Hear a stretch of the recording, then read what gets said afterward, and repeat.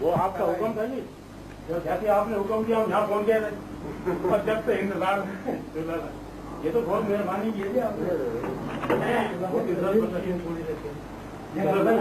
होंगे आराम से 5-5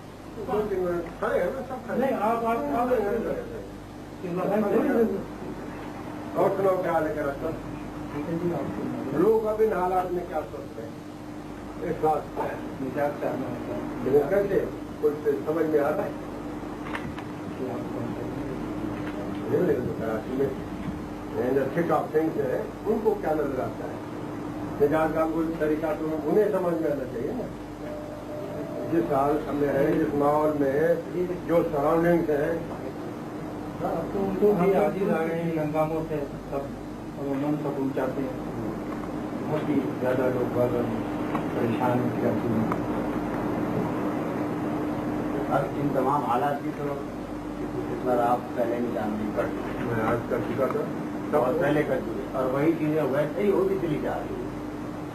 और हमारे यहाँ के रहनुमाओं को हमारे लोगों को अभी तक ये चीज समझ में नहीं आई कि एक बहुत सारे दानिशरों ने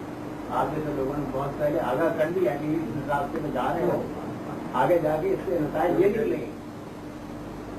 कि 86 में मुझे आपको 86 का आपका बयान मुझे याद है इसी तरह साहब मेरे बुजुर्ग दोस्त थे मेरे साथी और